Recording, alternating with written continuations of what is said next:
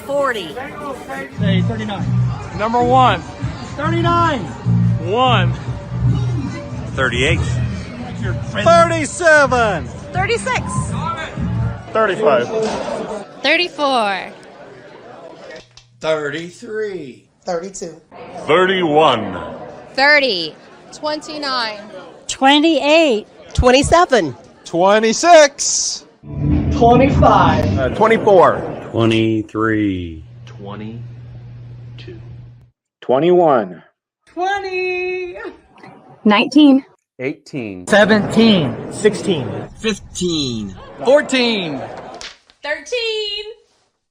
12. 11. 10. 9. 8. 7. 6. 5. 4. 3. 2. 1. Sí, señor and señorito, it is time for a mouthwash.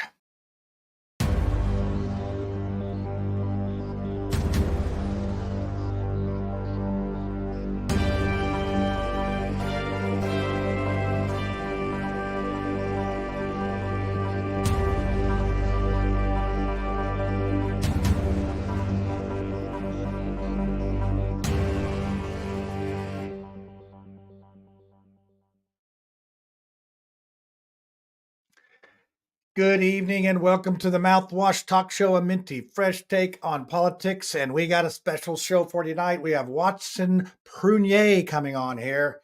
And you're probably thinking, who the heck is that guy? We have a lot of mystery guests on here, but he's actually a famous radio guy on Mojo 50 radio on the internet. And it's Battle for Freedom.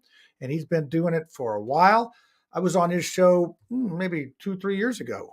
Maybe even 4 years ago. I don't know. But very interesting guy. We served at the Great Banquet together about probably 5 or 6 years ago. And I got to know him.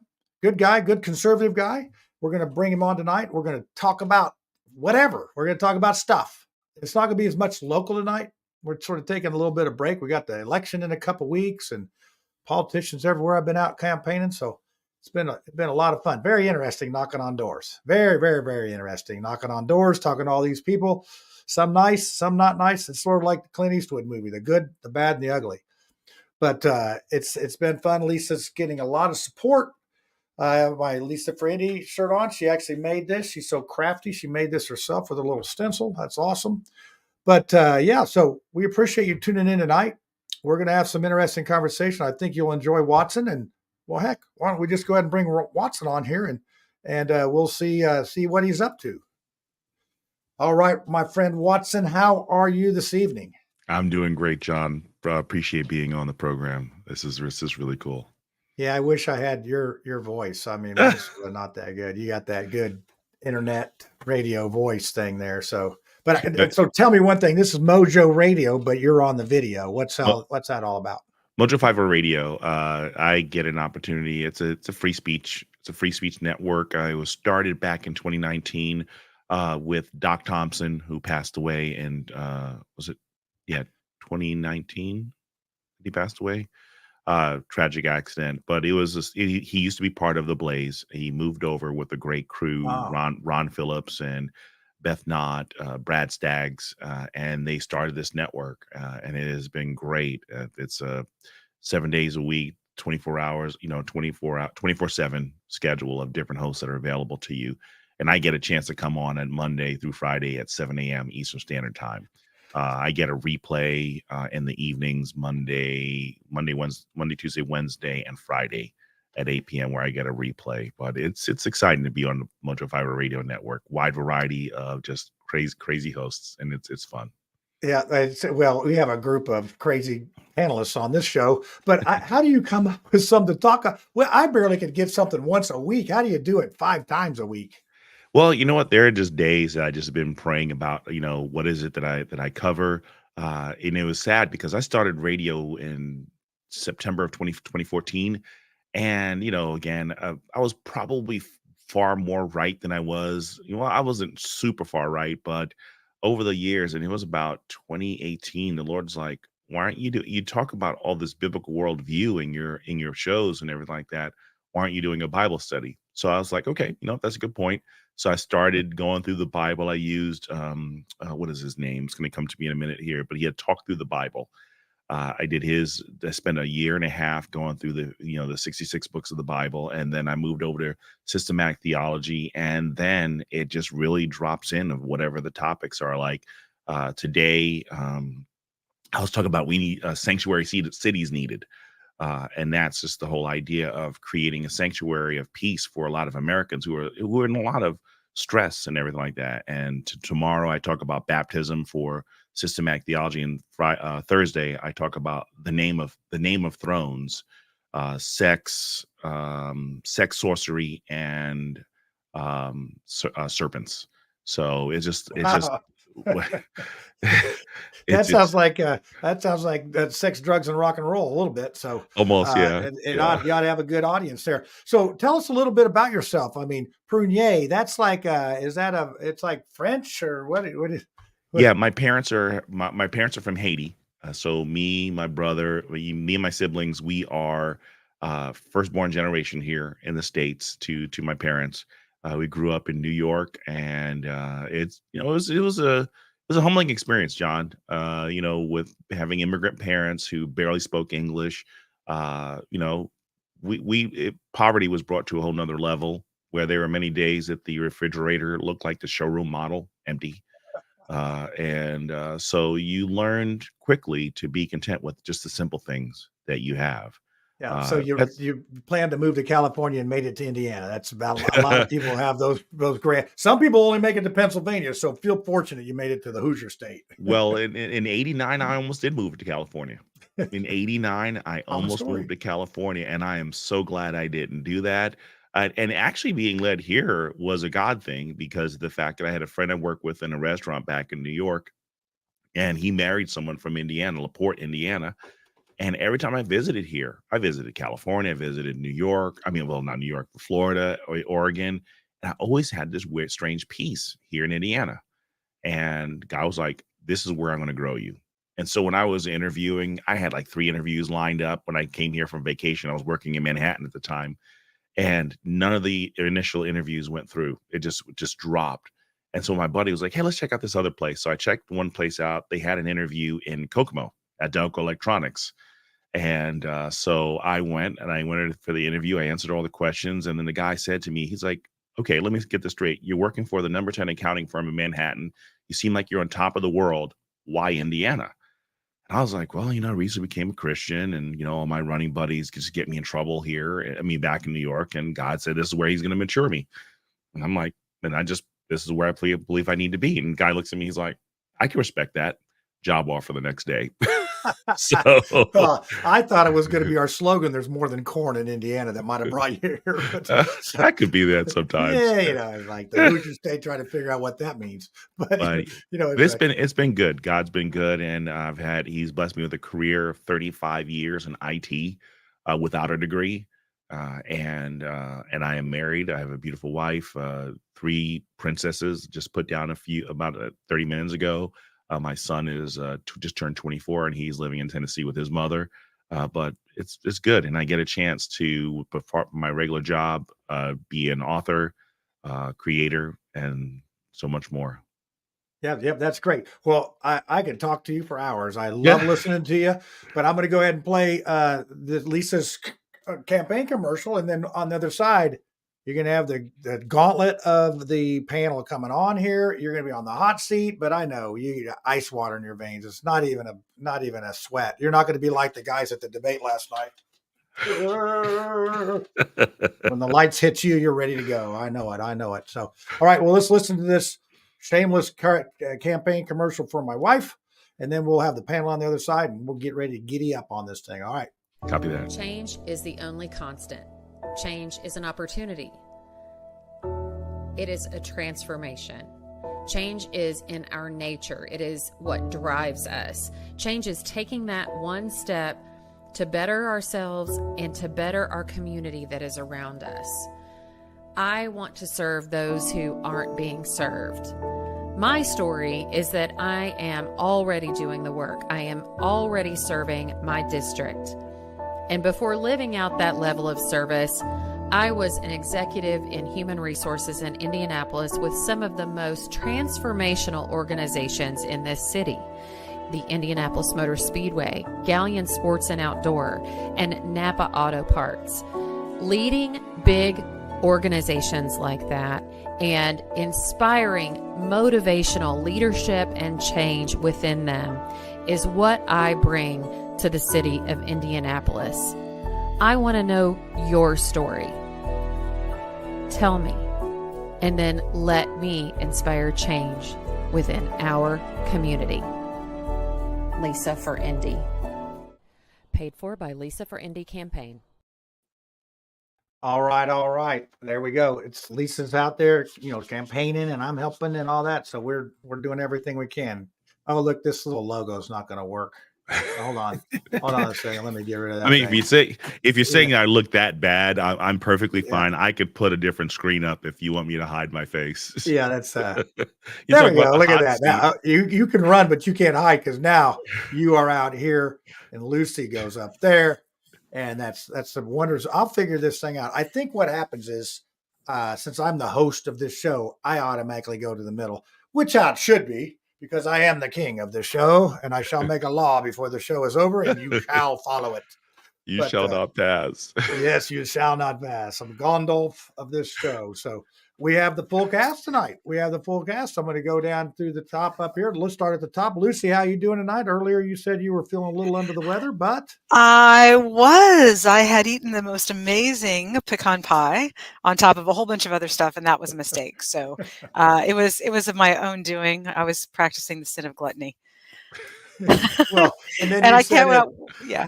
And then I started arguing with idiots on Facebook. That fired you up. Yes. And I instantly, felt better. I'd been called to my purpose because God has placed me here. Watson, I cannot wait to ask you some questions about your heritage. I was a French major and learned a few things about Haiti. Okay. Yeah, it's hotter than Haiti. Or no, that's Haiti. I'm sorry. Totally different thing. Sorry about that.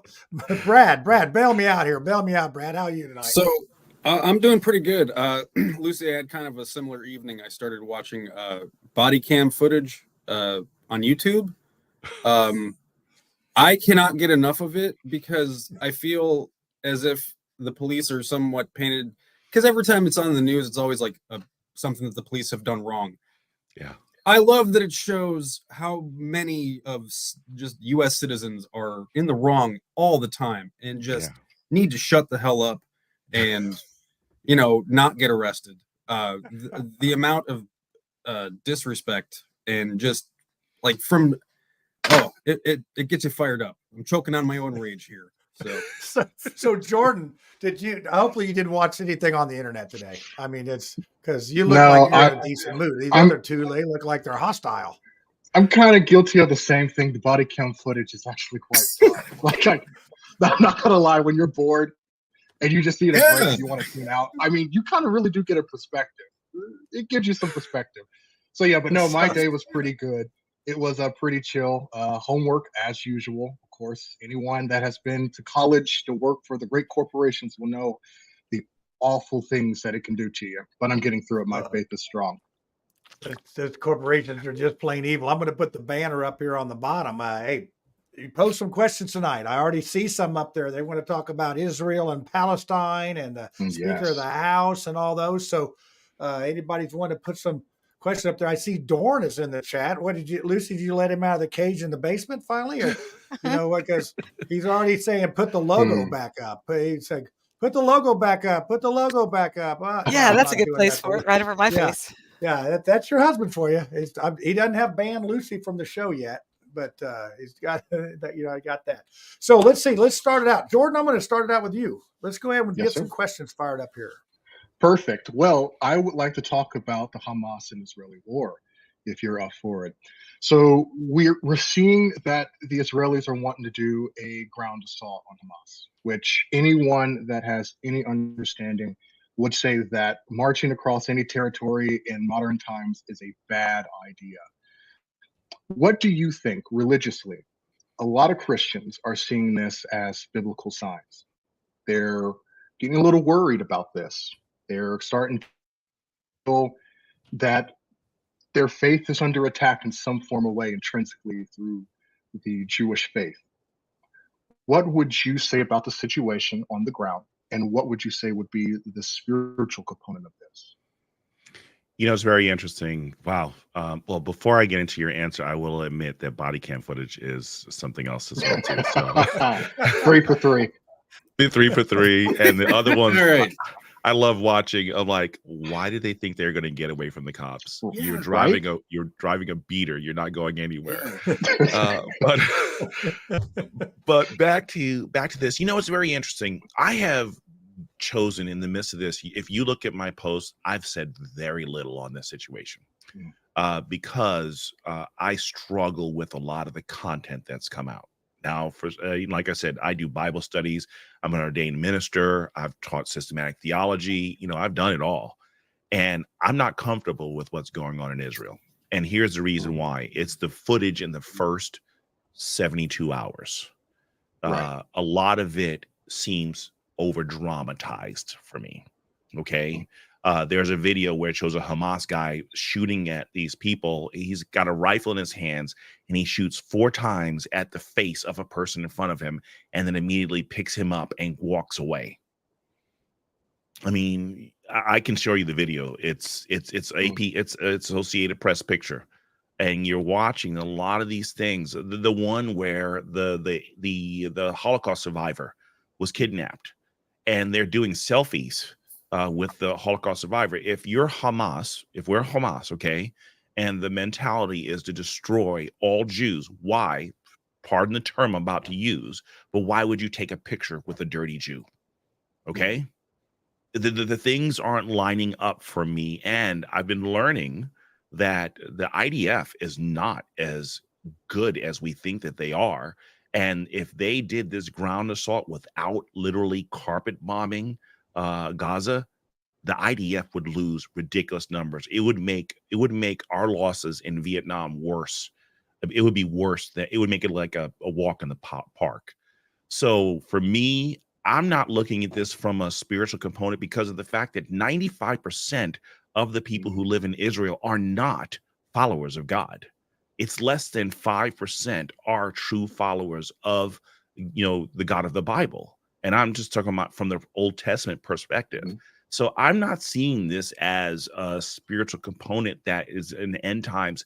It has some eschatological importance. I'm just seeing this as you have reprobates who are doing their best to get the most attention and get monies from America to continue to push the war machine. So for me, and I know a lot of people are not going to like that I said that, but I just don't. I mean, serious. I mean, I could really jump on I have an end times novel that I've been working on, and I could slap everything in here, but it doesn't. The puzzles don't work. Good answer. I have to align with you on that one. Yeah, we come out of the gate firing here, Watson. They know that we have 3 panelists, so they have got to get their stuff in early if they want to get in there. Did I say anything, guys, that just may have seemed off or wrong? Let's go with Lucy. Lucy, go ahead. I want to get you in here and on this because I know that when you said war machine, her ears perked up. Yes, the radar's up. It sounds like Watson might be a fellow anarchist like myself. I can't believe that anybody has the audacity to tell us what to do. They have no moral higher authority to do so. But Watson, I am so intrigued actually by your parentage and your parents coming in as immigrants. I was a French major at IUPUI and I learned about Dessalines and Toussaint Louverture and really just inspired by, you know, the fight for freedom and you know, throwing off the yokes of literally colonialism and slavery. And that, you know, maybe that's using the word colonialism or colonizers is going to make me sound like a far leftist, which is not true. Yeah. But how wonderful that your family is here in a living testament. So first, I'd like to ask, do you have any family stories, you know, reaching back into the 1800s from the real literal struggle for freedom that is your genetic inheritance? Honestly, to tell you the truth, what was really heartbreaking for me is my parents fled here in the late 60s because of the fact that they were terrorized by the baby doc and papa doc. They fled the persecution, and this was racial discrimination because both my parents were light skinned. and they were considered part of the bourgeoisie. So my mom suffered PTSD. She came here with PTSD because of all the attacks from the Tonton Macoute and the voodoo militias that were assigned to terrorize. So as a kid growing up in New York, my mom would recount stories of skeletons attacking her, paralyzed, nothing she can do, things a 5-year-old never should hear. So for me, I think that there's a lot, there's colonialism that was unfortunate that took place in there, but I believe that there was a sense of a part of socialism that came into Haiti that made them that they could believe that they could operate, because half of Haiti is Catholicism and half of it's voodoo. And you just might as well say like 100% of it is voodoo, because of the fact that they're just not really leaning on God to help them come out of their situation. There's so much corruption that's going on in that country, and the United States has played an unfortunate part in its demise as well. Great documentary, if you haven't seen it yet, is Poverty Incorporated, and that you'll really love that, because Poverty Incorporated really deals with Haiti.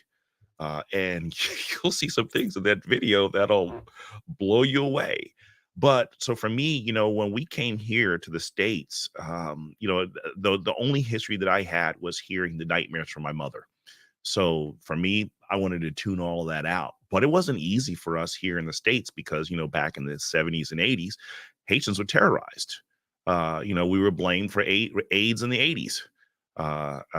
And it was a great level of hostility. The hostilities that they fled from in Haiti were only replicated in the United States by the Black community, and it was a very horrific Wow. experience growing up. You brought me back to the 80s and 90s and to the propaganda surrounding AIDS, which of course is another fiasco created by Anthony Fauci.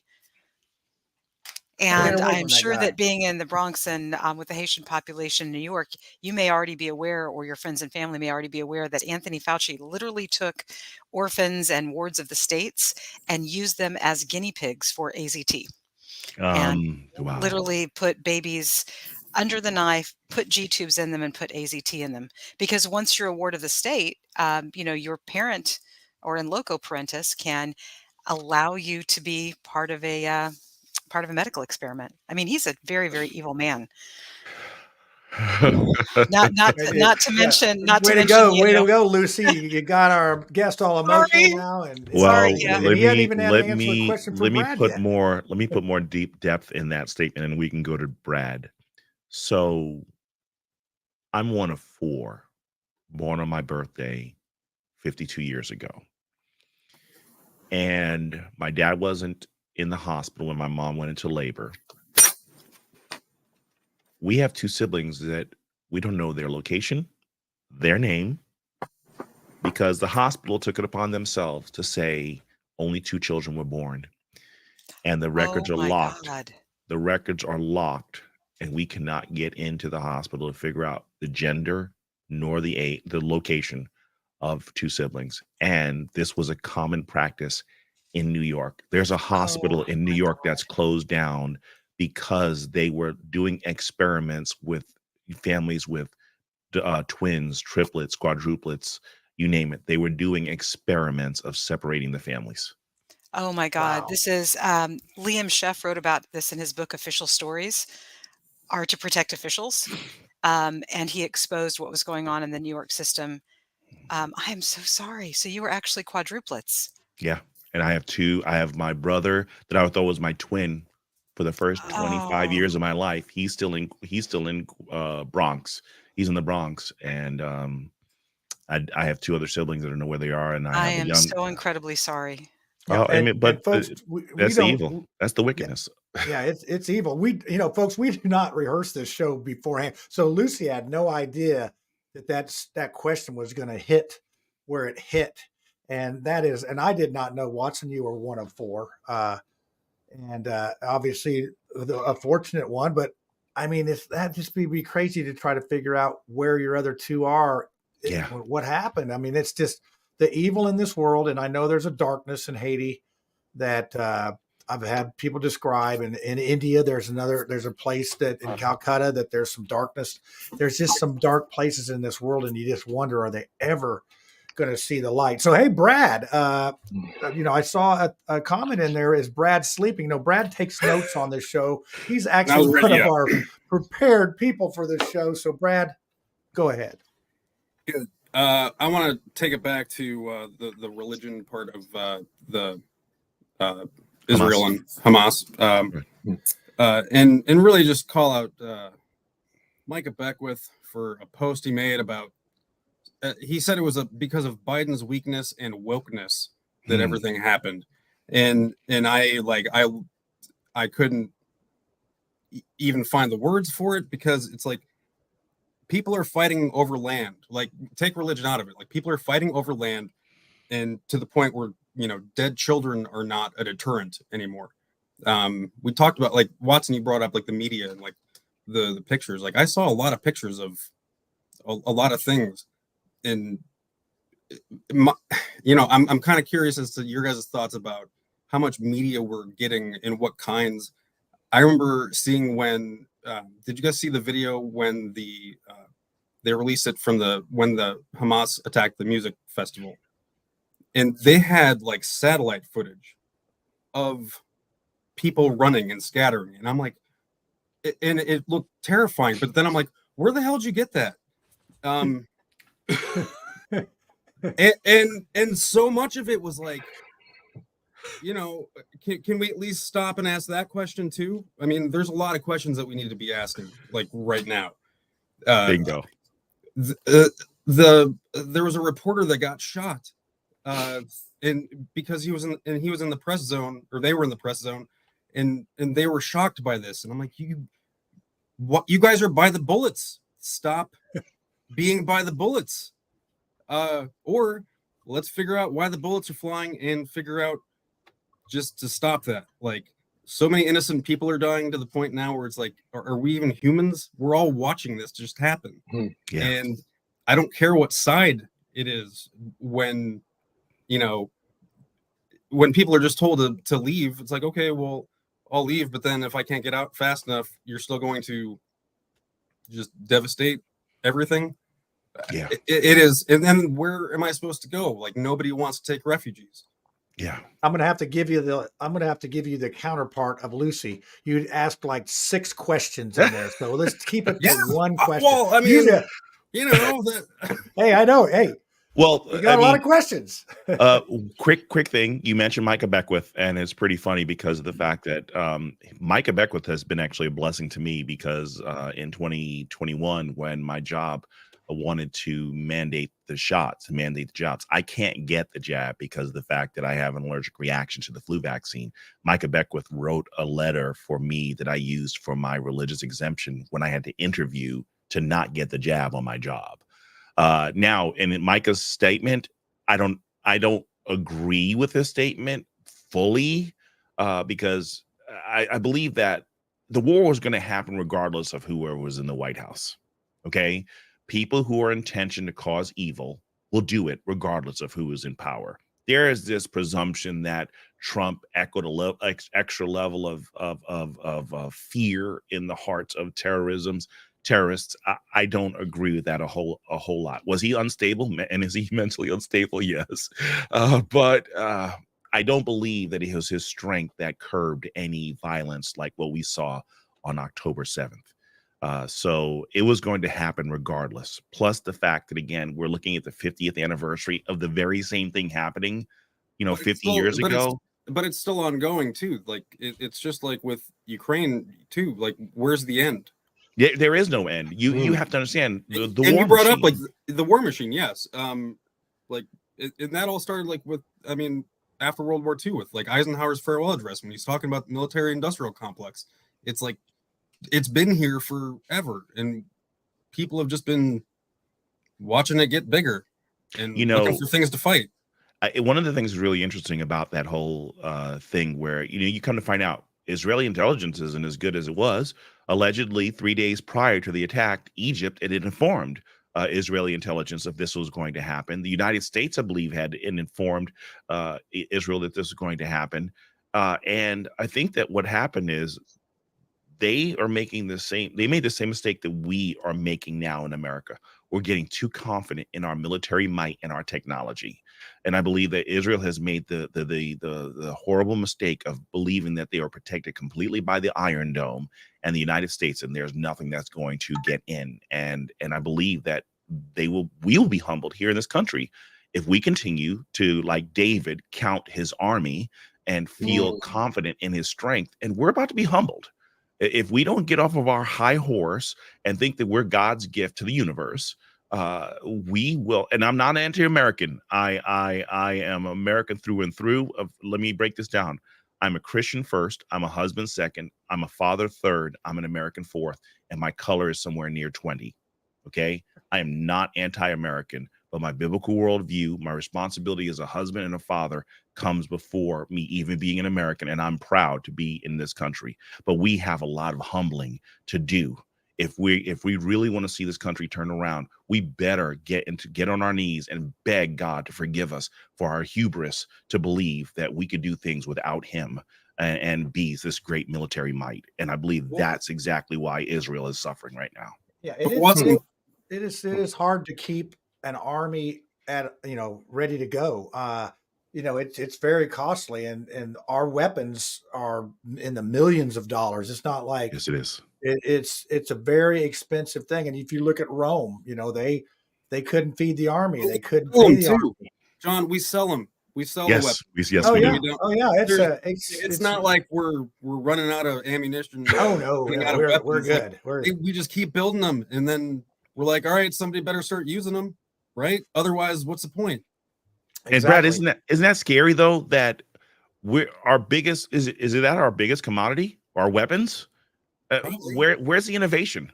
Where's the innovation that we were known for? Well, that's frightening because, like, when you're talking innovation in weapons, I'm going to start thinking like Star Wars lasers. Oh, we got that. We soon probably have that already right now in John's backyard.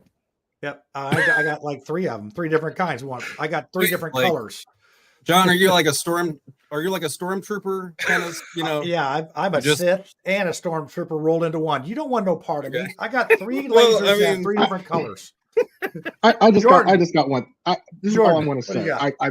My rebuttal to both of you would be is that the evilness has finally given itself a new life. It's had its resurrection.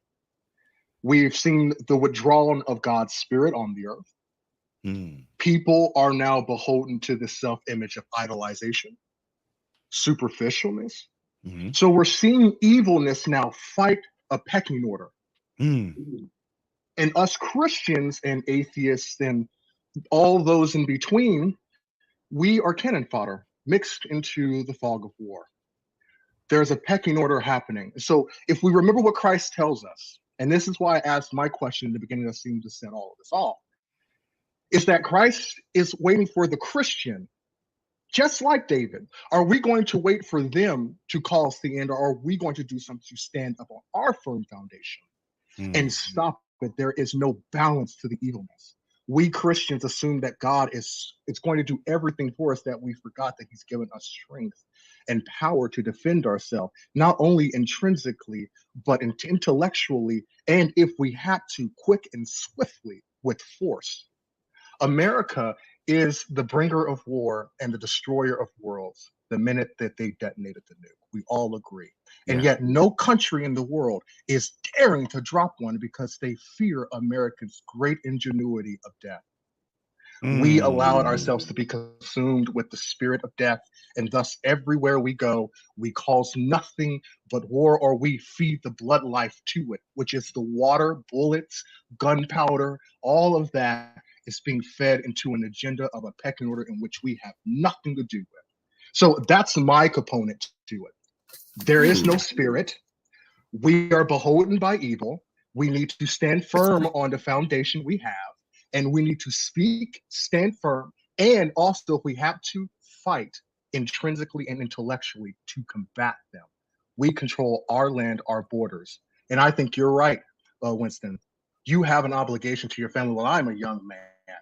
And longevity has this place. Sorry, Watson. Sorry. Yeah, it's okay.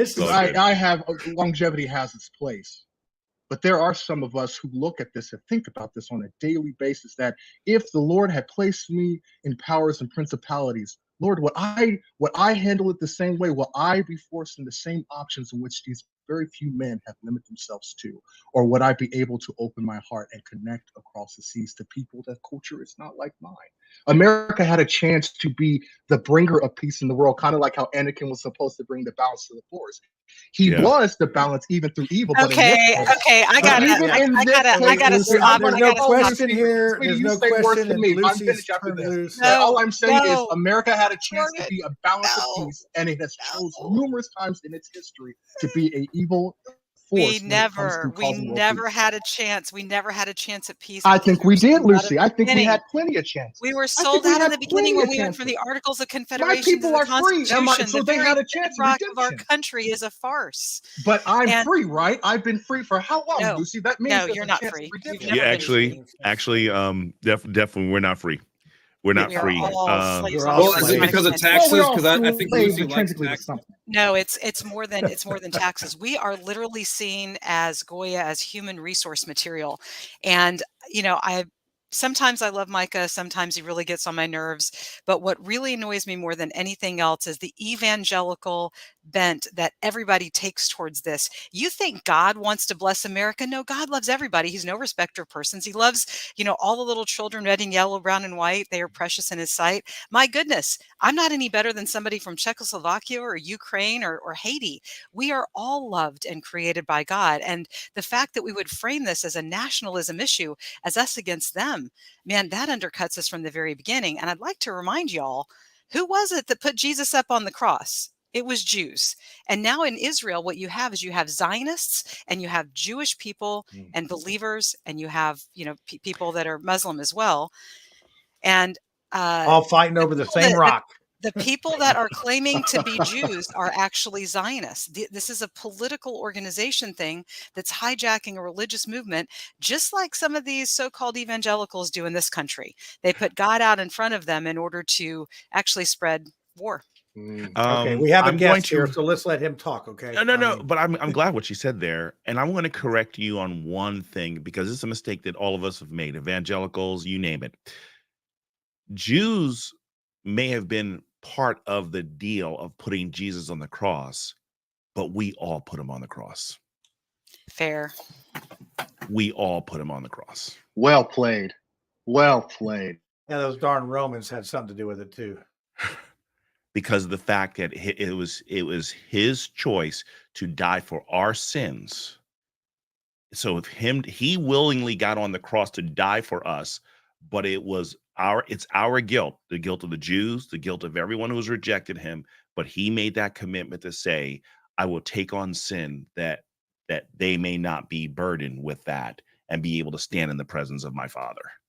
But I understand, and I agree with you that there is, because I believe that Franklin Graham has driven me up the wall. Yeah, there is this level of Christian nationalism that does take place, and it's, you have to understand, there's a lot of things that we do in this country that's out of habit that we have to unlearn.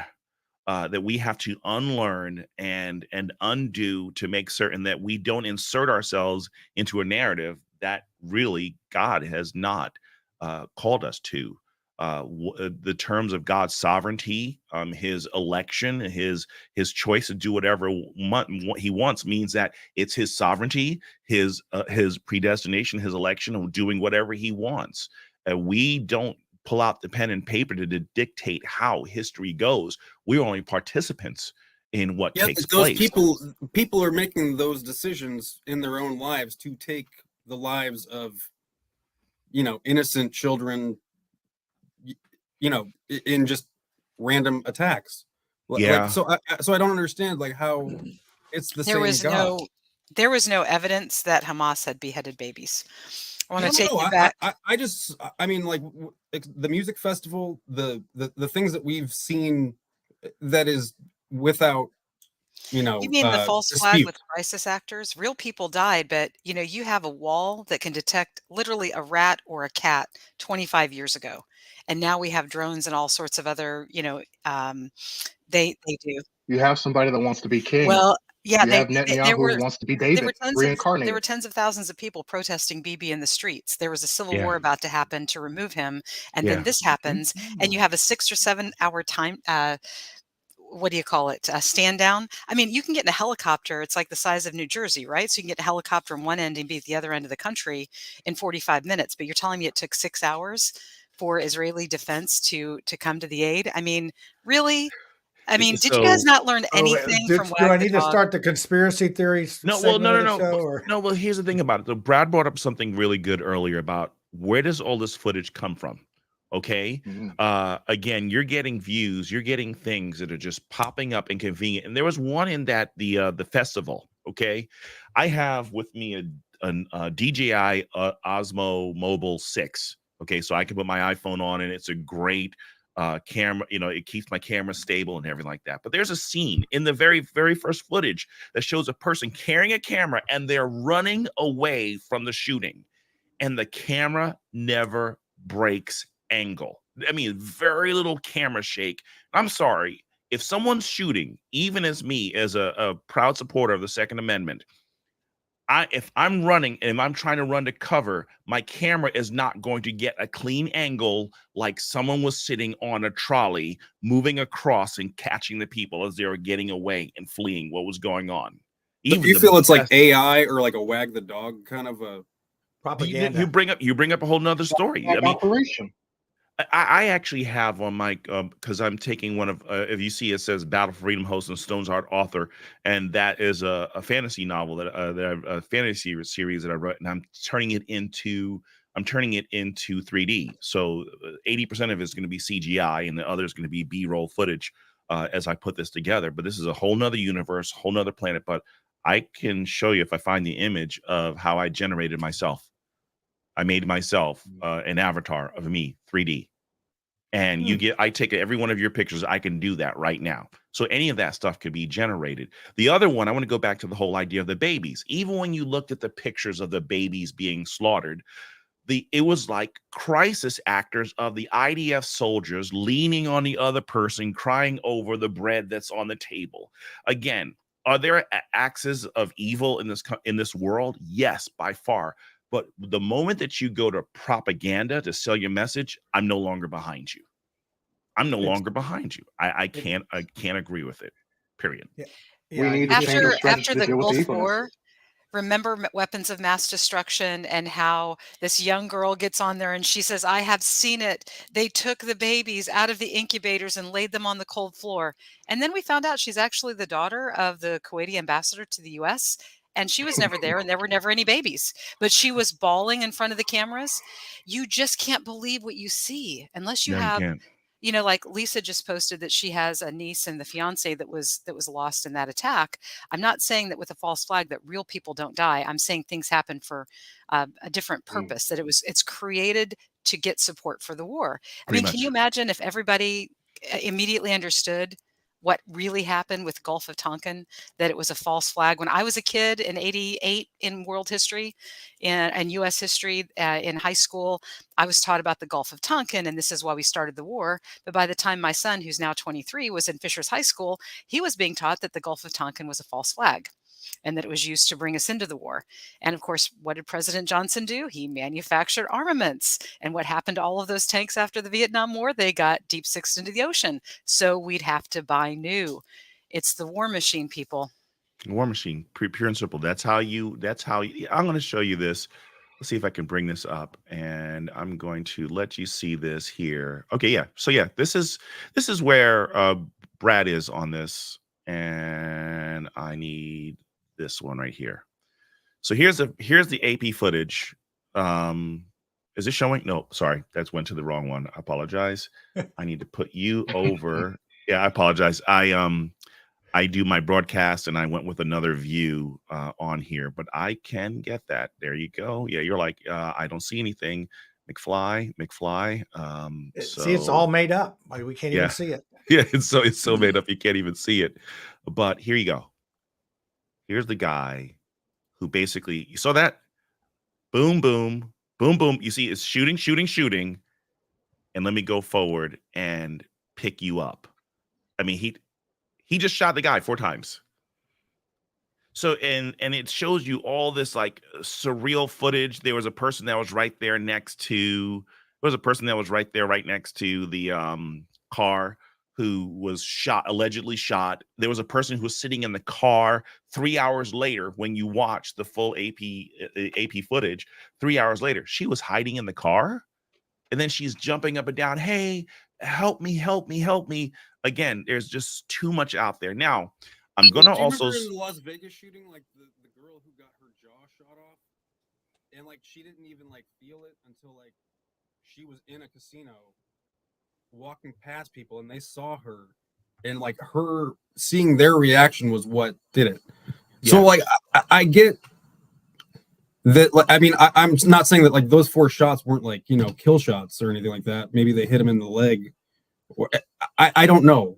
There's, to me, that is like the secondary part of the video, but that's it's I don't know. all carefully edited to tell the story that they want you to believe. Yeah, yes, it really is. However, and I do understand folks that too. Did lose their lives for real in this false flag operation. We're not saying I am not saying people didn't lose their lives, because I definitely want to cover that. I want us to be real about that, the real lives that were lost. See, you have to understand too, I've been looking even at long before this whole Israeli thing was, you know, did you guys notice the crisis actors in the Ukraine war? I mean, the one woman who she had blood on her face and she had stuff in her eyes and you had this weird stuff on her face, and it was all crisis acting. I mean, I literally was going through footage and footage and footage of this stuff, and it's like, okay, you position that. There was one where there was a blast scene, okay? They said that this person was destroyed by a Russian rocket, right? But they had the person laying on the ground, jeans perfectly clean. They had the car that was positioned off to the right, a couple of bullet holes that looked like they were at least 10 years old. You basically had debris thrown here and there. But if it was an exact blast radius, you literally would have seen the debris pushed out further, and there would have been a void zone where the thing had struck, between the damage and basically pushing things out.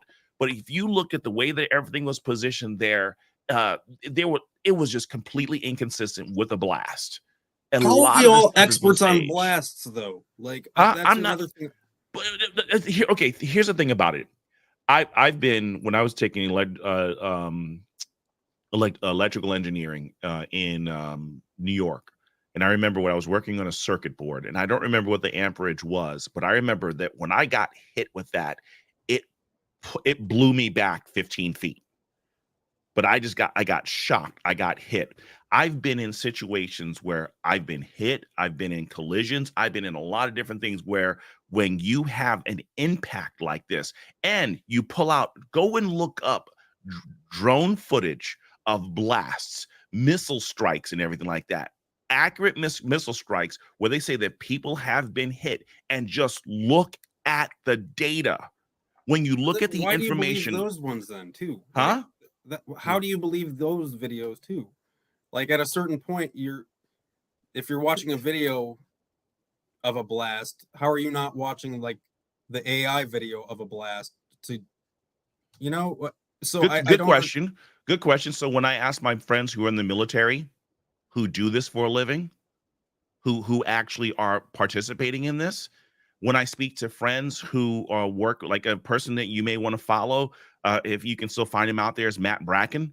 He's a former Navy SEAL, and he has a lot of expertise in a lot of these different things. Go speak to a Matt Bracken and find out what's going on. But again, I don't just become some armchair quarterback on this. Like I said, Watson, I love talking to you. Like, I don't mean to sound any way. No, I'm not taking any offense. And if I did, I'd already know where you live, because ChatGPT told me, and I'll be coming out. And I got two of the three. I got 2 of the 3 lasers pointed at his house. Watching. So Right now, if he just goes off air, you know what happened. The pink one and the blue one got him. And if you didn't pay attention, Lucy put the toothpick in her mouth. That means that her rifle scoped up for you. So I noticed steer clear, Lucy. Like, holy God, yeah. Sorry, there are actually these amazing natural pretzels here. Well, no, actually, I'm not going to show them and ask them for sponsorship. sponsorship money before I reveal what kind of pretzels I've been eating. Like Jordan said, Skynet is real, and I went and I grabbed the link. So if there's anybody in the UK that wants employment as a crisis actor, I just posted the job link for you. Literally, the company that will hire the crisis actors. We should do this. We should make our own crisis on the mouthwash here. I applied. Let's I see applied it. in 2012. Actually, I think no, it was 2010. Not for a crisis actor position, but I actually applied for a remote public relations position for a pharmaceutical company to promote vaccines, because I wanted to see if I could get on the inside and to get all of, because I'm, medical freedom, I'm anti-vaccine. I wanted to see if I could get on the inside. Well, even back then, my Facebook was pretty lit, and I'm sure they took one look at who I was and like, nah, not this We ship. burn the whole Not place this ship. down. Well, I would say the crisis thing, I mean, Jordan and Lucy and myself would have to act, but Brad probably has natural, since he is sort of the lone Democrat here. You're probably pretty much in crisis mode all the time, aren't you, Brad?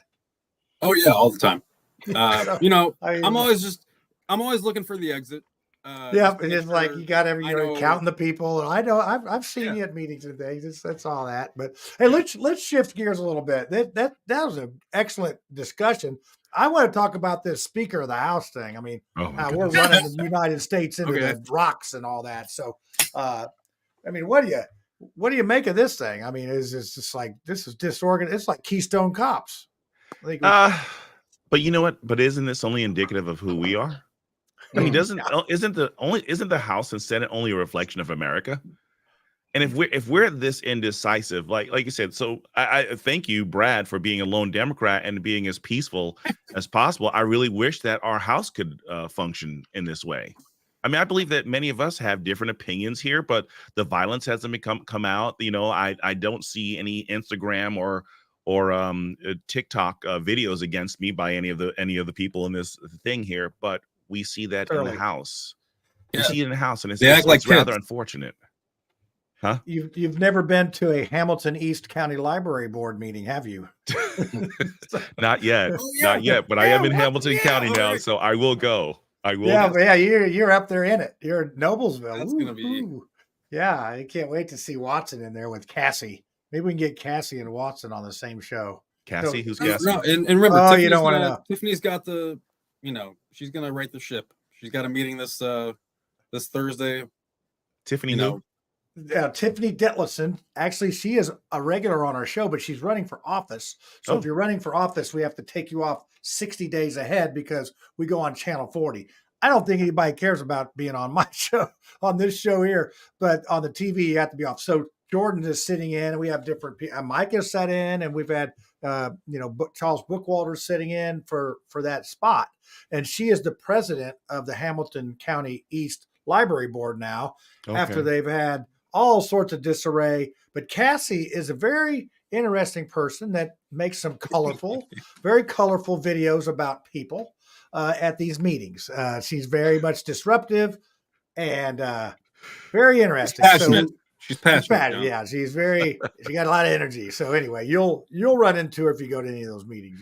You'll find out right away what she's all about. So, but again, anyway, there's a lot that we have to unlearn. That I've seen, honestly, to tell you the truth, the most drama I've dealt with on radio in the last 9 years, it hasn't been by the left. It has been by the right against me. I teamed up with a guy out of Houston who he said he was a Christian. He lied to me for 6 months. And then when I pretty much ended that relationship, he dropped thousands of fake followers on my social media accounts. And, there was a level of that the right had embraced, conservatives had embraced in 2014, 2015, the chaos principle, Solinsky rules of chaos. The right has adopted it. And this malevolent nature that's out there, that's vicious and attacking, and it's just not right. It's just not correct. It's not the right direction to move us in if we're going to find any healing. And this malevolence to keep attacking people. You said earlier, Lucy, that you were fighting with people on social media. I used to do that, and I was like, I'm done. I can't do this anymore because it's like fighting for the front table in the cafeteria. with a with a bunch of derelict detention seekers. There you go. I'm stealing Start a that. food That's fight. awesome. Call it Tax. even. Watson, like you said though, like that's what Congress is like though. Yes, and it's now. unfortunate. It shouldn't be. It should not. It literally should not be that. Because it's sad that Democrats say we're for the working people, but you were for the working people, but now you're for war. They're all like Watson. Like it's to a point now. Like how many are all like millionaires? Like the oh yeah. There's the House and the Senate. Like there's a crazy book by Peter Schweitzer written several years ago called "Throw Them All Out," talking about crony capitalism. like, And it shows it on both sides of the aisle. And I started looking at this. I'm like, are you kidding me? And then I had a friend who ran as a delegate here in 2010, right as you have the Tea Party gaining steam.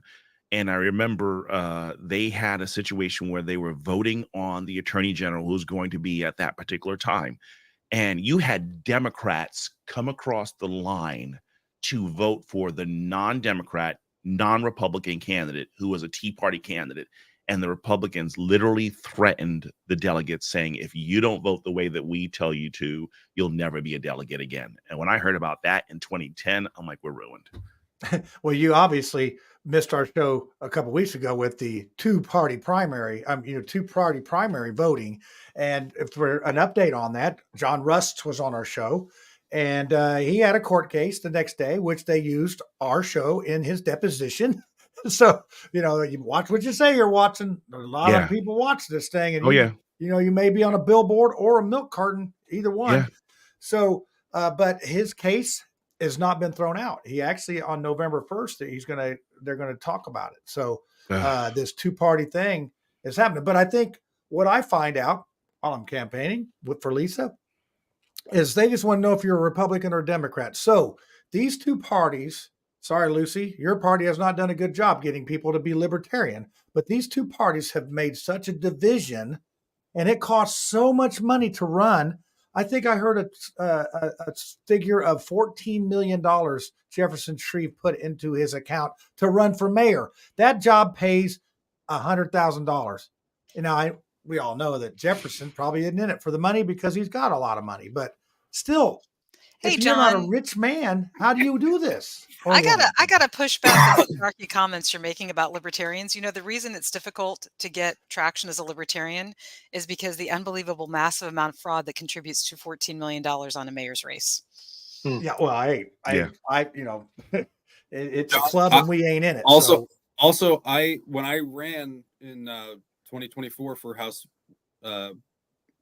District 35, I raised $0 on purpose because I didn't want to do any fundraising. I still got 3,000 votes. Mark Small, same thing. He didn't get last in the fifth conditional. Well, and so but then how much money was a vote worth then? Like, say I would have put effort into it. Like, is there any amount of money that would have flipped it? I calculated that for my race. It's so insane to think of, like, the fact that we have to think of politics like this. Like, those aren't our representatives then. Well, if you think about it, the media does not cover you unless you buy advertising. It's this thing is just turned into, it's like an 1800s saying was money is the mother's milk of politics. Yeah. And it's just that's been around for a long time. So Watson, how can we get out of this spiral of death spiral into the abyss of poor leaders forever? Because that's where I feel like it just keeps getting worse and worse. Well, I think one of the problems I run into, and I threw this at, so yesterday I overslept, but I got a chance to make it there. There was an American restoration tour. And Michael Beckwith hosted this, where David Barton and Chad Connolly were there yesterday. So I got a chance to meet them. And I threw this at all three of them. Jo Jorgensen was running in 2020. And I was going to vote for Jo Jorgensen. And she was here at Grand Park.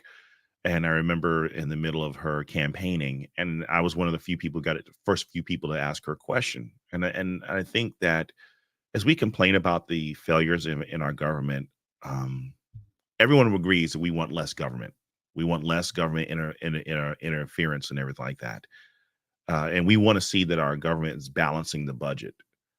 but I rarely hear any candidate talk about or encouraging. Sorry.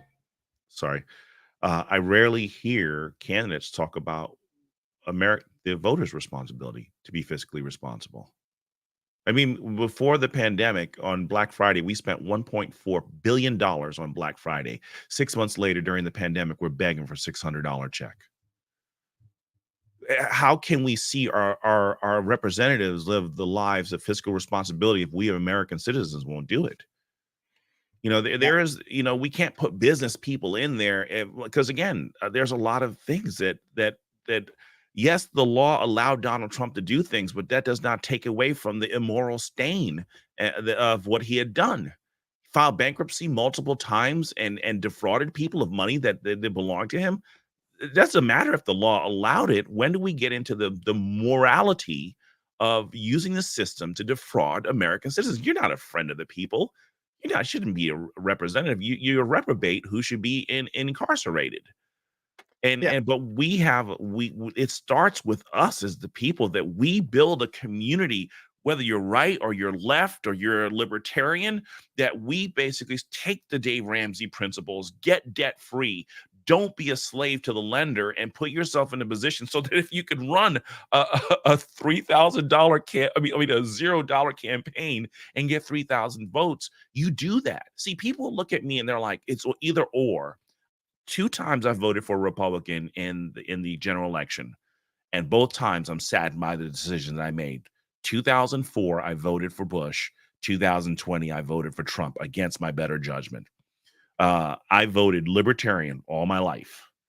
And, you know, I sit here, and even now, as we look at it, could it be Trump and Biden? And I'm like, I'll write my name in. Like, well, but that's a vote for the Democrats. No. It's my statement to both parties. I don't like who you're giving me. We need more people who will send that message. I don't care how painful it is. God has helped us through 4 years of Trump, 4 years, what seems like 30 years of Biden, and he'll get us through. Whether it was Hillary, Obama, it doesn't matter.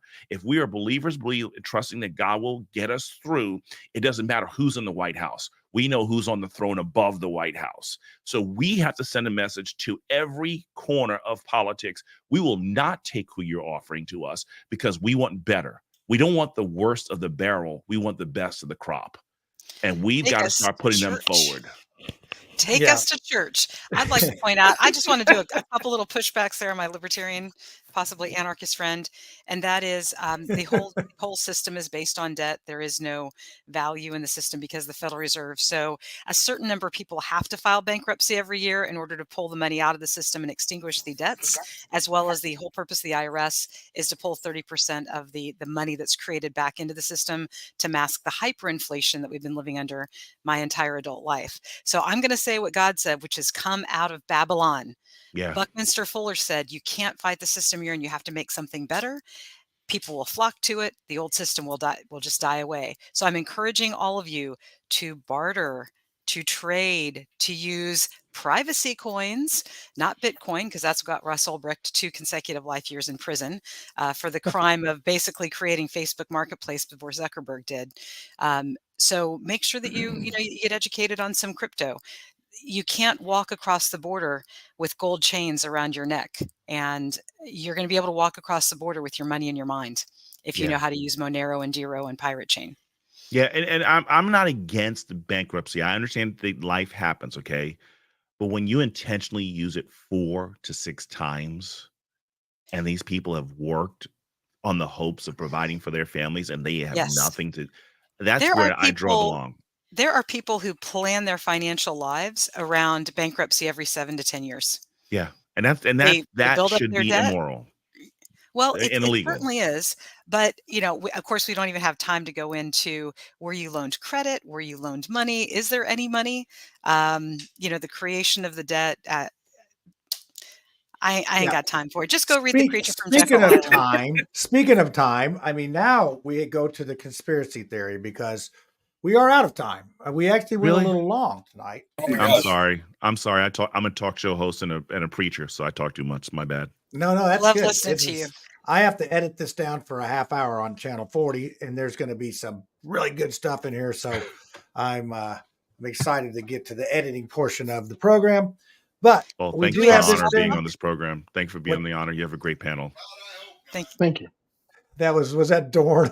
Yeah, I said, are we going to have small talk? And he said, God, I hope not. Oh, well, honey, I don't think even gotta have God small can save it talk. from Yeah. small talk. No, thanks for the reminder. I got so involved in the show. So, Hey, what else we got to do on this Tuesday night?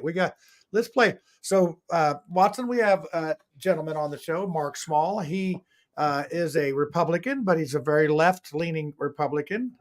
And a lot of people will accuse him of not being a Republican, but he has voted in 2 primaries and run for office as a Republican. So I'd say, hey, I'm going to give him the benefit of the doubt. But he does a segment called Small Talk every week. It's a couple minutes. And I have no idea what he's going to talk about. And it may bring on some more conversation before the tinfoil hats come out. Okay. So let's listen to Mark Small and see what he's got to say this week. Hi, Mark Small. This is Small Talk. The occurrences in the Middle East, Israel, Palestine, have been horrendous. What we're seeing, about 1,700 years of anti-Semitism. We refused Jews refuge here in the United States as the Holocaust occurred. What were they going to do? The British had promised them Palestine, even though people were living there. The British also promised Palestine to the people who still were living there. One was the Balfour Declaration, the other was the McMahon Pledge. Nobody did anything to help anyone. So resolution of really serious conflicts like that is not easy. People want to have easy answers to things. But people who are advocating for the modern state of Israel, who are evangelicals, must be realized many of them are for that because it means second coming of Christ. So they're looking for the destruction of the modern state of Israel. Now, realize also that anti-Semitism springs a lot from people who say, well, Jesus was killed by Jews. No. When I read New Testament, I never read reference to that. There are Roman hands on the hammer and on the spikes. Also realize Jesus wasn't a Christian. Jesus was a Jew. So what we have to realize is simple problems, they're not there. We have very complex problems that are the result of hatred and warfare. And if we perpetrate more hatred and warfare, people only are going to be harmed more. Mark Small Talk. Well, I think he pretty much summed up the show. I mean, it's like he was already had watched it and then did his talk. So yeah, there you go. I did not even get a chance to watch it. I just edited it and got it ready for the show. So very timely on that. I'll let we'll do one little quick comments here on if you want to comment on that, and then we're going to we'll go to the tinfoil hats and see what kind of business we got going on that side of things. So Watson, I'll give you the first shot at it. Can I yield to someone else so I can actually still process? I'm still chewing through what he said. I'll jump in and talk when I have. Oh yeah, Lucy and Dorn will be yelling in the background. Can we let the other Caucasianly challenged guy speak because he hasn't spoken in a while? Okay. Hey, I'm melanin challenged. Jordan is awesome. Go ahead. Jordan's Caucasianly challenged, just like me. I think this week Mark brings such a bittersweet taste because I have to agree with him on some points, but of course he goes off the charts on others. In this case, he's 100% right. It goes back to my point of what I talked about. The evilness that has now evolved. It has a system that feeds itself. Its ecosystem is very sustainable. It has a food source, and we feed it its food source. The industrial complex that feed these war machines, all of it. And so it's coming down now to a moral component. What is humanity at its worst? and what is humanity at its best, and where are we currently at in between those two precipices. So I have to agree with him on the key points that he said. However, his personal opinion is always his personal opinion. That's right. Well, I wonder if we didn't have the media and you didn't know that went on, would how much would that affect your life? I mean, it just seems like, I'm here in Mars Hill, Indianapolis, whatever you want to call this. It's like I'm just a little speck on this earth. And if I don't see that or know that, it's like if a tree falls in the woods and nobody's there to hear it, doesn't make a sound. So anyway, that's my 1 sense of things. So Lucy, you want to jump in on that? I'll jump in and talk about anything. The one thing I do want to push back on, Mark, to be fair, is something that I push back on a lot of people on, which is the whole idea of anti-Semitism, meaning anti-Jewish, because, Semite language and Semites are people of both Arab and Jewish descent. So to call somebody, an anti-Semite and use that as a slur is absolutely wrong, because it actually refers to both Jews and Arabs. That's right. But very, very common. People do this very commonly. So it's not just Mark. Well, it's almost like being called a racist, or, a lot of ists or isms and phobias and all that. It's like, I don't know. I think we all got something of some sort of all of it. I'm only racist from people that come from Mars Hill, so we're all safe except for John and Lisa. Yeah, I got 3 laser beams in my backyard. Hey, bring it. I got 3 laser beams in my backyard aimed at 2 at Brad and 1 at you now, Lucy. All right, General Turkin, we hear you.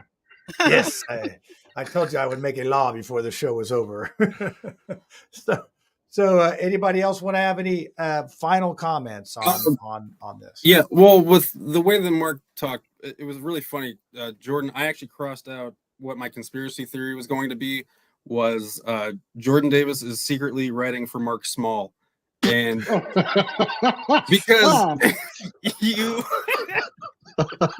all right, like when you first talked about that, like during the show, I was like, oh, this is the most depressing and accurate thing I've heard in a while. Like, so it was just, and it reminded me of Mark talking about whatever the hell he was talking about last week, just depressing me. And so, but I crossed that out. And so but I just got to say, when we came back and you're like, I kind of agreed with Mark on some of those things. I freaking lost it. That was. So you have a different conspiracy theory now. All of a sudden, you have. I got another one. But like with what you guys all say, like, if you do see people in pain, like, and people hurting, I don't know why our first reaction isn't just to help. Thank you. Regardless of, I don't care if they're Israeli or Palestinian or whatever. If you see a building that was just blown up, I don't want to think, about the anger right now. I want to think about, oh God, why did this happen? Let's get as many people fixed as we can, and then start finding out why it happened. Yeah. I don't know why we keep doing things in a certain order that doesn't seem to make sense. I think. So for me, as I was listening to it, there was a word that stuck out for me, what he said towards the end, and I kind of tag on what Lucy was saying about the whole idea of anti-Semitism. He said the word hate. And unfortunately, that has become a tribal term of tribal association, that we basically put degrees of hate. The left will say that the right is very evil. The right will say the left is very evil. And one of the things that I struggle with, and a lot of people don't like me for this when I talk about sin, is that we put sin in degrees, because man's faulty understanding of what righteousness and justice looks like, we fail and we have favoritism towards what pet sins are acceptable, and not see that Jesus died for all sin. There's no sin that was not covered on the cross. For some strange reason, lying has been seen as an acceptable sin versus homosexuality, or a racism is far worse. It's far worse than coveting, not realizing that coveting is in racism. A lot of the sins that are out there have found their roots in people wanting what other people have. So I look at all sins as equally wrong because that's the way that God has seen them. And once we put all sin as an offense to God, that I don't care if you lie to me, you're just as bad as a pedophile. But a lot of people don't want to hear that because they go to scripture passages to say, everybody was talking about the innocent children. Here's another statement you're not going to lie. No one's innocent. Romans chapter 3, verse 10 says, no one is righteous, no, not one. For we're all sinners. We're all guilty before God.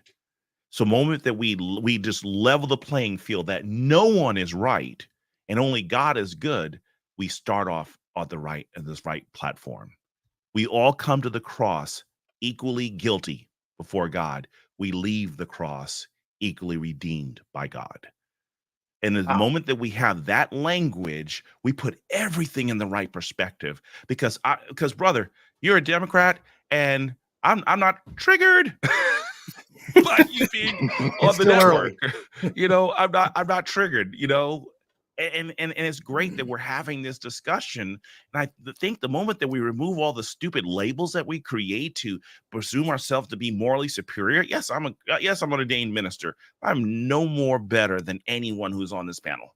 We are all equally fallen before God. And if you've accepted Christ as Lord and Savior, you are redeemed by God. And I am grateful. And if you haven't done that yet, I still find that you have value in your life because Jesus was willing to die for you.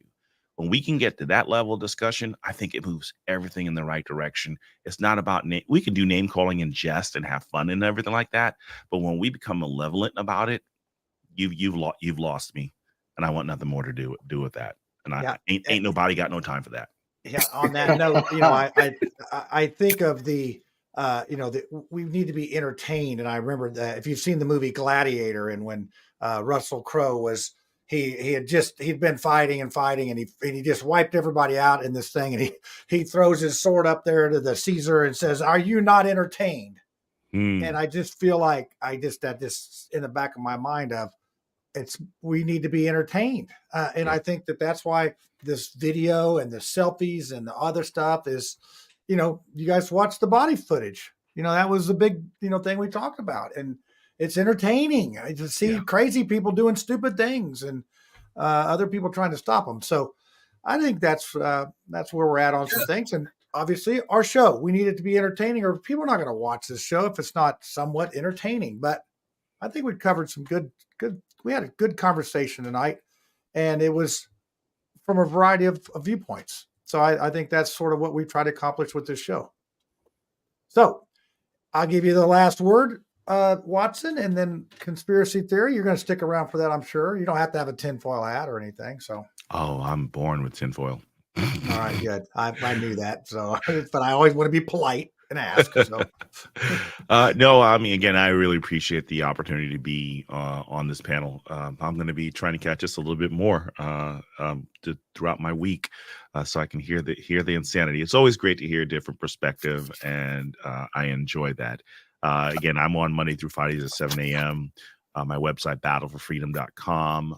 Also, I mentioned on there, if you like fantasy, I have 3 novels out there called Stone's Heart, which I'll be pray for me so I can get this movie project done, because I want to get this first movie out next year and do that, and then get back to the other novels I have to continue finishing on top of my regular job and being a husband and a dad.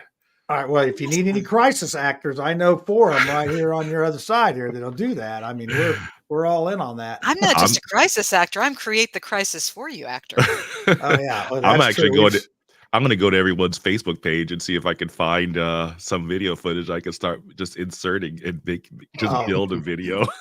I got plenty of material, that's for sure, on this stuff. So, well, Watson, thanks for coming on tonight. I mean, you're going to stick around for the conspiracy theory, but this is the official end, because we don't put conspiracy theory on Channel 40 because they're a little, well, I can't say what they are, but they are not, they can't take a joke kind of person word.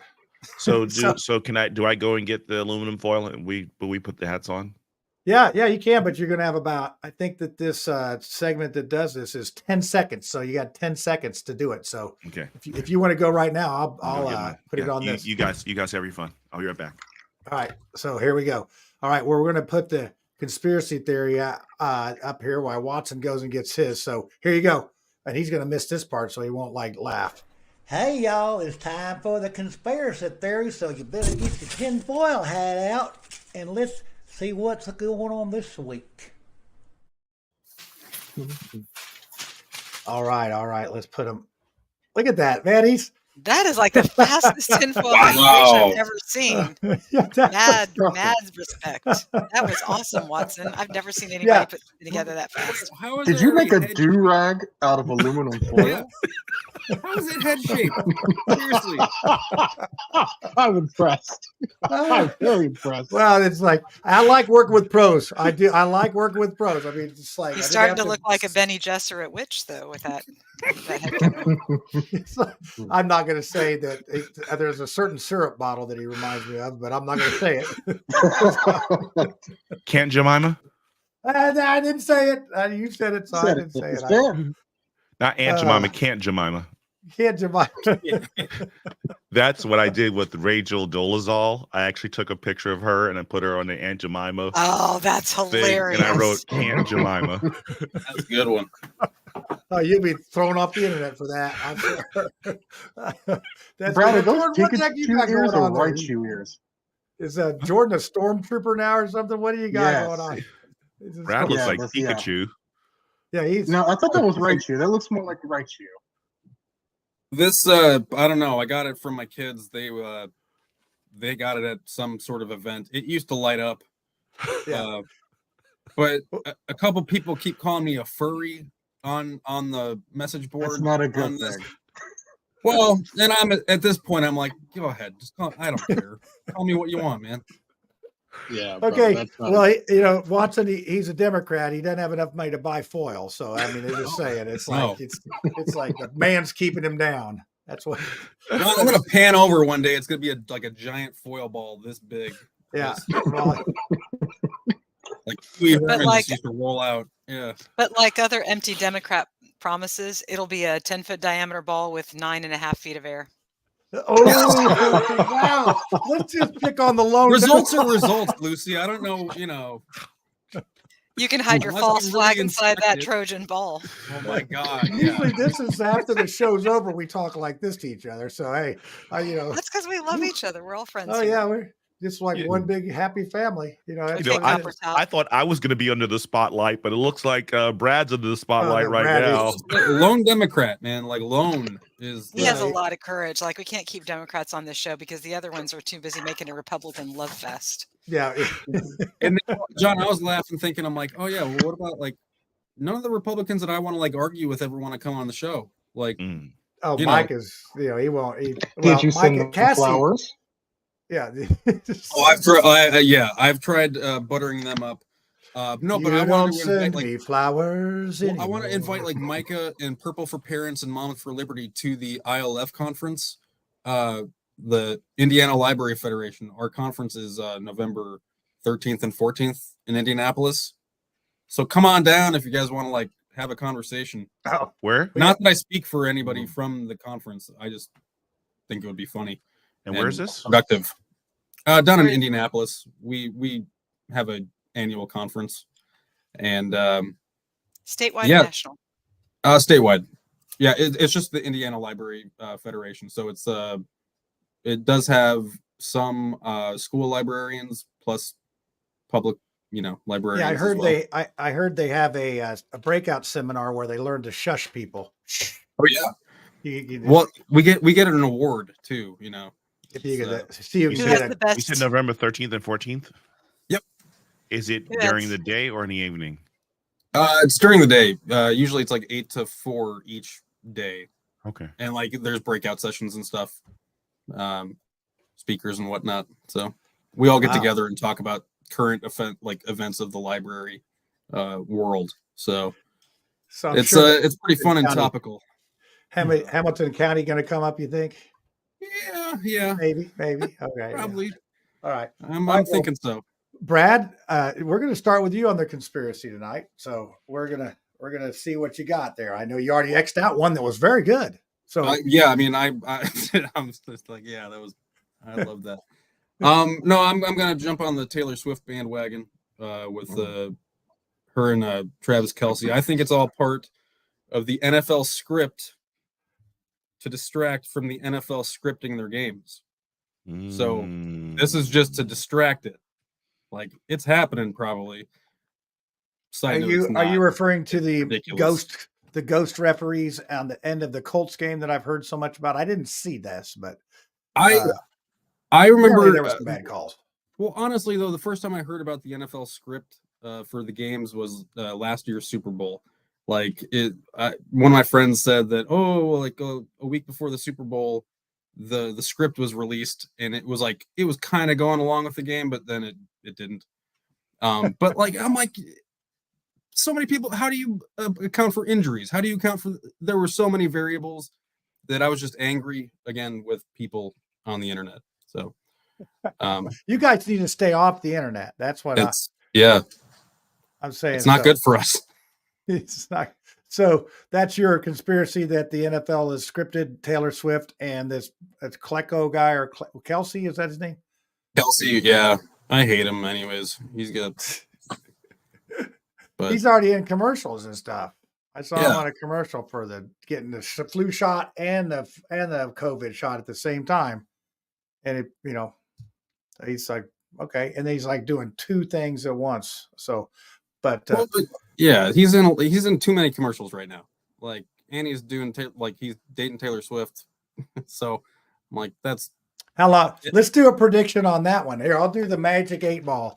How many do you think that this Taylor Swift and Kelce dude will be together in 6 months? Let's see what the Magic 8 Ball says. It says cannot predict now. Even the 8 Ball's scared of that one. They're going to break up, and she's going to make the best-selling album of all time, and we're all going to just hate life even more. It's going to be a Christmas album. Oh my God, that was. It could have been worse. Yeah, it's nothing short of idol worship. I tell you, it is nothing short of that. Okay, Jordan, what do you got here? I know Lucy's ready to go. I know Lucy thought she was the one. Nope, I'm saving you for middle. No, I actually don't have anything. I think the world today is a conspiracy theory, Justin. I'm curious to see where we'll be next week. I'm waiting on Michael Jackson to start moonwalking back to Earth. So who knows? I'm in for the ride. Yeah. Okay, Lucy, take it away.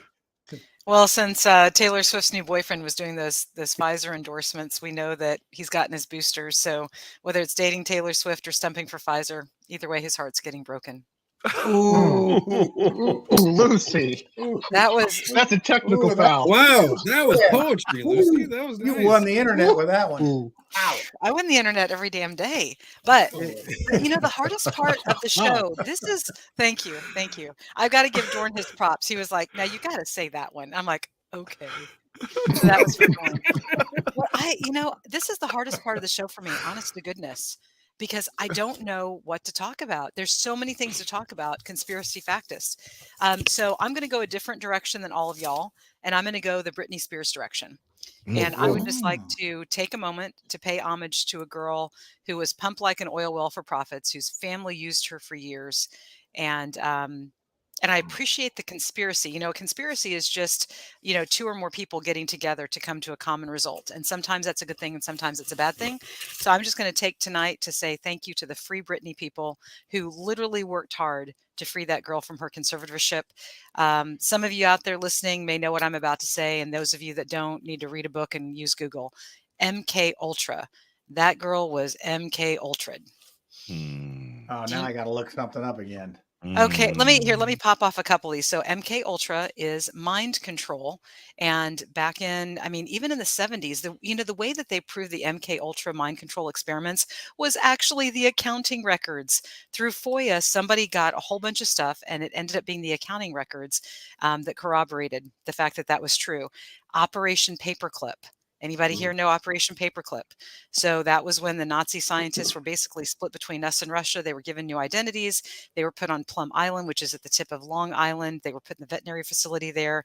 And then by the 70s in Lyme, Connecticut, 7 miles across the river, guess what we had? We had Lyme disease, which is a blood-borne disease using ticks as a vector. And guess what? There was a Nazi scientist whose specialization was blood-borne diseases, and he was experimenting with ticks as vectors.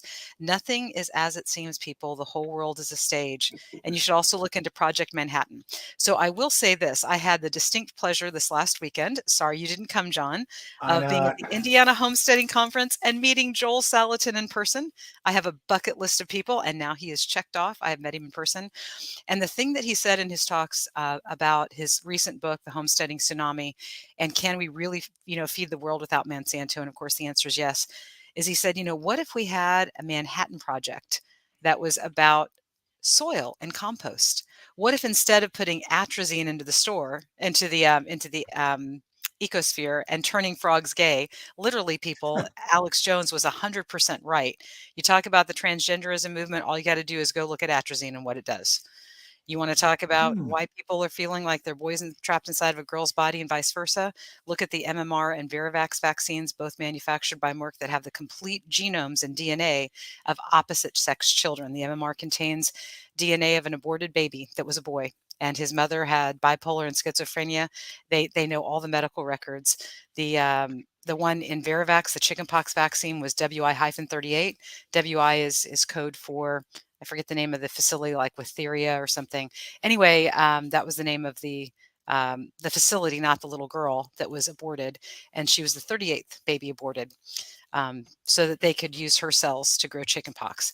And when you really are sick and tired of the rabbit hole, then you've got to look up Henrietta Lacks. Do you know about Henrietta Lacks, Watson? If you have not read The Immortal Life of Henrietta Lacks, the Oprah Winfrey movie totally takes it the wrong way. I'm glad she brought attention to who this woman was. But she was a Black woman. She had just had baby number 5. She got an aggressive cervical cancer that was the worst medical history had ever seen, the most aggressive. She was dead in like 80 days. And of course, being a Black woman, you have no rights, right? And so they ended up harvesting her cervix when she died. And they used the cells that would never die. They could not kill her cancer. These cells would never die. The telomerase kept putting telomeres back on, back on, back on. These cells will not die. Most of your modern biologics are based on HeLa cells. The explosion of cancer that we have seen in the last 70 years is really because of using the most aggressive, wouldn't die, couldn't kill them cancer cells ever. And they were called HeLa cells. Now, the craziest thing is the investigative journalist that wrote the book, The Immortal Life of Henrietta Lacks, she tracked down family members and shared with them, hey, your grandmother's cervix was taken and these cells have been replicated to billions of tons of cells. And those cells were sold to use as cell lines to create multiple generations of experiments, because usually when you do experiments, you have this point where you get a degradation after 5, 6, 7 iterations. You can't do the experiment anymore because the cells have degraded, but because the telomerase keeps getting added back onto the telomeres, in the case of the HeLa cells, they could run 1,000 experiments with no degradation, which is why they were so valuable. Her family got $0. Poor sharecroppers, didn't even have health insurance. And the saddest thing is when this investigative journalist went to meet the family thought their grandmother was still alive somehow because her cervical cells were proliferated and propagated. And it was actually a young scientist out of Berkeley who figured this whole thing out and brought it to the attention of his superiors in the 70s. So anyway, HeLa, that's the one I'm leaving with. Go read The Immortal Life of Henrietta Lacks and then get really mad at the lack of informed consent and disclosure that you have experienced with every product you've taken from the pharmaceutical industry. Yeah. It was interesting when this is going on my tinfoil, going back to what we were saying earlier about the play acting and everything going on in Israel and Hamas. In the comments, I had basically, in the chat window, I gave you a link to an article that's out there. And again, like I said, I've been watching this, right? So I'm broadcasting on Friday morning, and this article comes out and it talks about how the astonishing moment, IDF elite forces retakes military outpost overrun by Hamas, rescuing 250 hostages. Now, remember, for the longest time, we were waiting for their ground assault to basically get hostages back. The video, when it was reported, said this happened on Saturday. The video is released on Friday, and Israel is 7 hours before us. So how do you have a Saturday video incursion of them defeating and rescuing hostages on Friday? So that's just for you to take a look at the look thing and see what's going on there. Now let's go into some of my other tinfoil. How many of you have watched Person of Interest? Oh yeah, that's it with Caviezel. Yes, with Caviezel. You need to watch this and specifically get through all of them. Taraji B. Henson's part of it, but season 5, episode 8. You need to watch season 5, episode 8 from beginning to end, and that explains everything that has happened since 2020 to now and continues to feed on this. Because at the very end, it talks about the DNA. We have the 23andMe and registry DNA and so much, and they're giving out, like the scientists, all they've been doing is these experiments, and everyone is willfully just handing their DNA over. And as you build this huge library to see, this is the easiest way that we can figure out what are the common markers in people's blood and people's DNA and create a mass weapon that can pretty much annihilate, a large percentage of our population.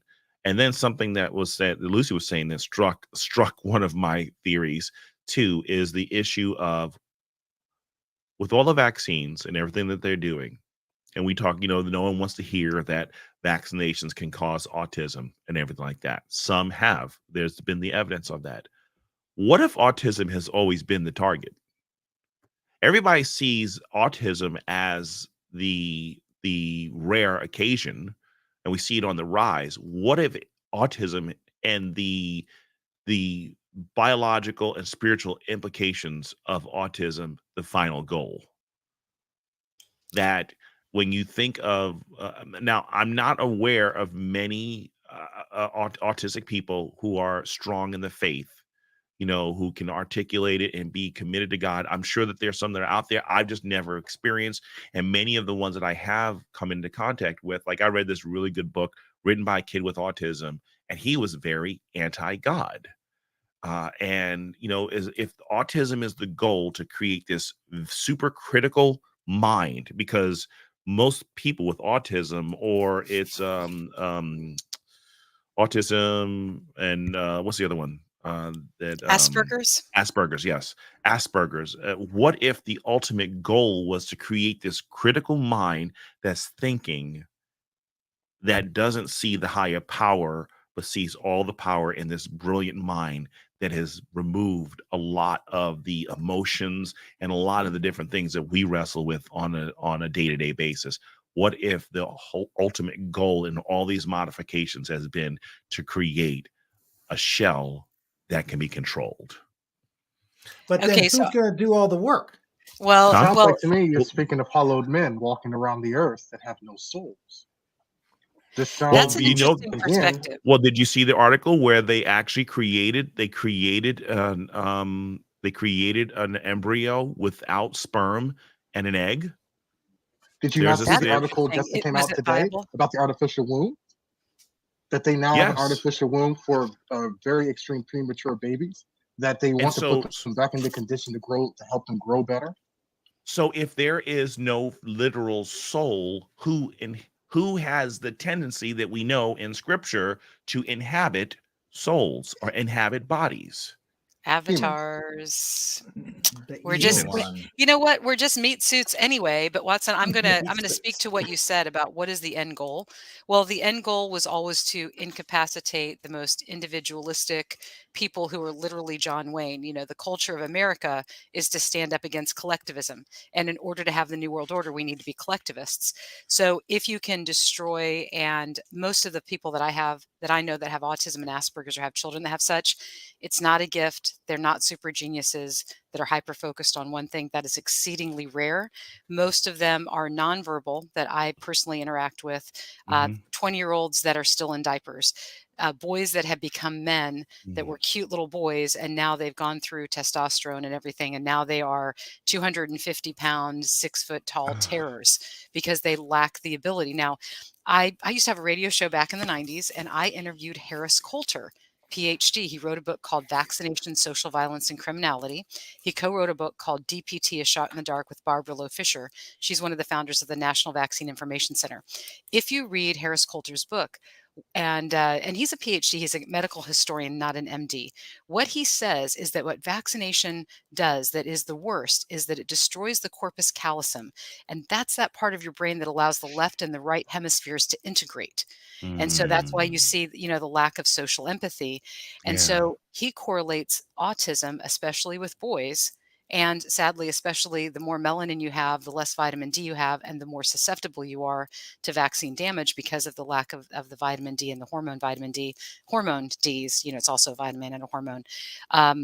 You are 400% more likely to become autistic and to be damaged by vaccines if you are male and Black, and 280% if you're just male. So being male and having testosterone versus the protective effects of estrogen. But what he showed is that it becomes a psychopathic event where somebody can literally kill you and watch the blood go down, but because the corpus callosum and lack of integration between the hemispheres has created somebody that has no social empathy, they literally commit, people will literally commit crimes when they have this problem. They don't feel bad about it at all. There's no guilt. For them, it's literally the equivalent of stomping on a spider. So if you go read that book, you'll be really super fascinated. Wow. The one more I forgot was on the vaccines. So because you brought up something that reminded me here. In the initial vaccines, J&J and most of them, who were the target group that was affected the most by it? It was teenagers. Well, you look at the effects of these suddenly just dropping. And it makes me feel like most of the vaccine manufacturers were the bullies of these teenagers.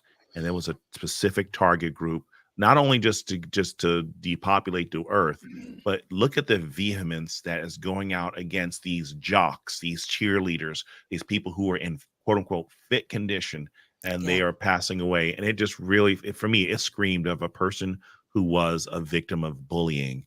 And to target the death level as high as we're seeing with these kids suddenly dropping, that's my other tinfoil. That's interesting. And speaking to, how do you take out a society, the productivity loss, the loss of productivity and earning ability of a family who has one child with autism, let alone multiple children, it runs along the MTHFR gene. I call it mother gene, but it speaks to the lack of detoxification pathways, the methyl pathways, which is why if you're looking at vitamin B12, for example, if you're looking at cyanocobalamin, you don't want that because it's based on a cyanide molecule. You want, not that it's going to kill you like cyanide, but you have to be able to detox that and change that.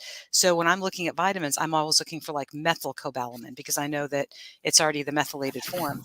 And that's super important, especially for people that have that MTHFR gene mutation. So, if you've got that in your family and you end up having 2 or 3, or I know a family that has 5 kids with autism, there is zero productivity left for society from that mom and dad. Yeah. Yeah. Well, we have in my neighborhood, we have a Black family across the street, 2 autistic kids, Mexicans next door. They have 1 kid, and then Caucasians on the corner. Their kid has, I think they may have said Asperger's, but we're still. And I'm wondering what the heck's going on in Mars Hill. It's got to be the water. It's a vaccine. There's also a poverty component. And I was shocked. I'm an advocate of, breastfeeding and no circumcision and, living as natural as you can.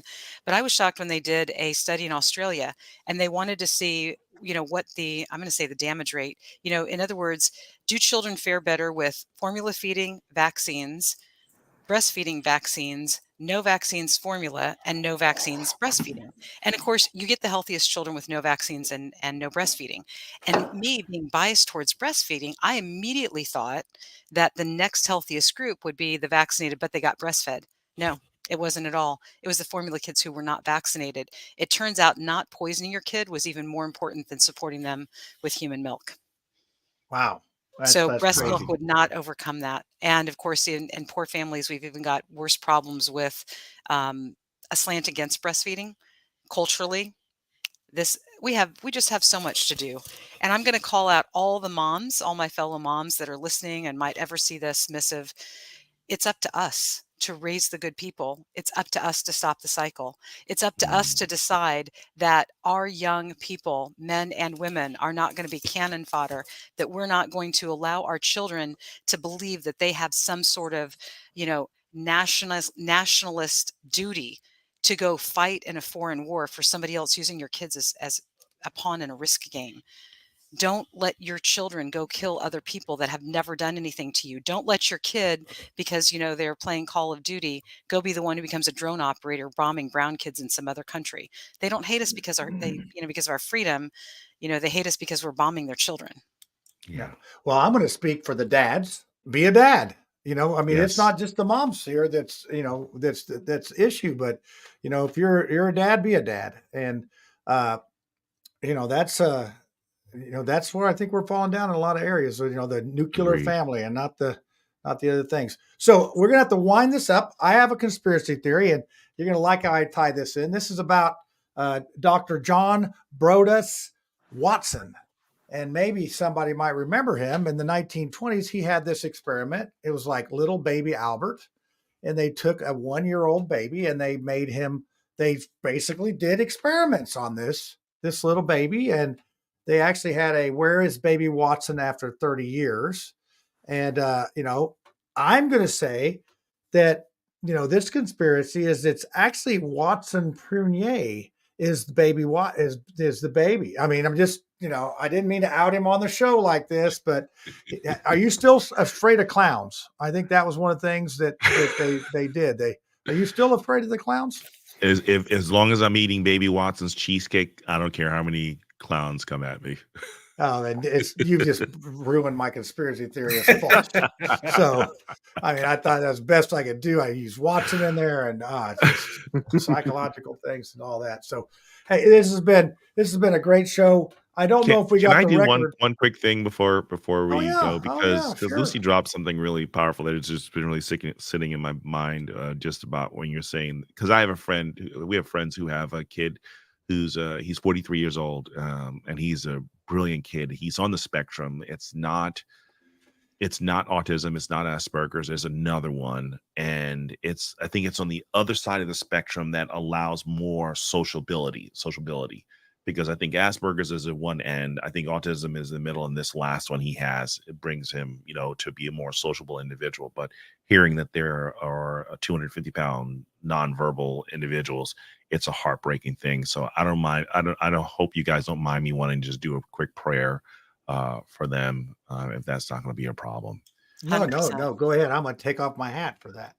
Heavenly Father, thank you for what Lucy has conveyed to us about that there are families who have kids who are on the spectrum who struggle with autism or Asperger's or the other things that are out there, and some of them, their spirits have been diminished, their lives have been diminished, they have been considered outcasts by society, and they have not been embraced, they have not been loved on, they have not been encouraged and ministered to with the love of God. And I'm just praying for those kids who may walk around like empty husks of an individual with no soul. And I also pray for the strength of the family, for the family has one child, multiple children, extra strength and grace in their life, Father. And I just pray that and just the blessing of being part of this endeavor tonight, Lord God, and that we have different minds and we can come together. I'm praying that we can see a better reflection of this in our society, that people will bow the knee before you and love their neighbor as themselves, as you called us to do. We need to see your light in this world, Father. In Jesus' name, amen. Man, okay, so I got one more thing. I taught crafts last Tuesday, and we have a couple autistic kids from the neighborhood, not the ones I mentioned across the street, but different ones. And so we did clay. I rolled out some clay, and they stamped them, and we had all these stamps. And when this particular lady came in, girl, she wanted a pumpkin stamp, and she started freaking out a little bit, but her mom got her calmed down. But then she found this octopus stamp. And I got the picture here. And so I look over there working at her, and then this is the picture. Let's see. So this was the octopus stamp. So she made a moose out of it, or a reindeer. She called it a reindeer. And it just, to me, it just dawned on me about how my mind would say octopus stamp. I mean, you can count the legs. There's 8 of them right there. But in her mind, it was moose or like bullwinkle. Yeah. Hey, Rocky, you want to see me pull a rabbit out of my hat? Looks like an 8-point buck. No, it's like the Hey, Little Rock. Prince. Yeah. So, and you then guys she got to took read the Little Prince again. It's a kid's book. Read the Little Prince. It's like symbolic as hell for adults. It is the exact same scenario. Is like the intro to the book. Okay, cool. I mean, man, we've just learned so much tonight. I mean, Lucy gave I got so much homework. I like have a whole list of homework here. Yeah, same here. Yeah, I know. Same Well, you guys that read books, I envy you. You can listen to books. It's really short. It's a short one, John. Like I even read it. Like it's not. All right. Well, put it in the comments for me. What is it called? I'm going to write it down. Oh, The Little Prince. Yeah. Little Prince. Okay. All right. Not the artist formerly known as, but yeah. That's also good. Like Little Prince, like Prints, or is it? No, Prince, like royalty. Yeah. Oh, okay. I thought I was going to have to wear stronger glasses so I could read the Little Prince on the thing. So. Oh, I'm sorry. I'm so sorry. It's getting late. Watson, thanks for coming on. Jordan, thanks for coming on. Lucy, Brad, even Brad, thanks for coming on. Hopefully, I'm going to send some funds. What's your Cash App? I can send you some funds so you can buy some foil. Oh, me? No. I'm never giving these up, man. Okay. All right. Yeah. I see. Oh, he can steal he can steal the foil when he's done serving at a lot of the soup kitchens that he does when he's helping out. Yeah. So just take some of the foil off that cover. When you're done slopping that food on the meal, just ball up that foil and put it in your pocket, and you're covered, brother. See, there we go. I got a plan. All right. Well, that'll do it for the show this week. Thanks everybody for watching, and we'll catch us next week. I think we're going to be doing some bridges of Madison County, possibly, or we could be doing some local politics because it's getting really close to that. So you just have to tune in and find out. We may save. There's still some more shenanigans going on in Madison County up in your neck of the woods. Video. Yeah, I watched that video. Okay. Yeah. So it was just. I don't know why they clipped it the way they did. It doesn't make any sense as to why they edited it. Well, those are your people. You have to explain it. We're going to rely on you. I don't. Okay. They're your people. You got to claim them. It's all you. So, all right, everybody. Thanks a lot. See you next week. Same bat time, same bat station. Yeah!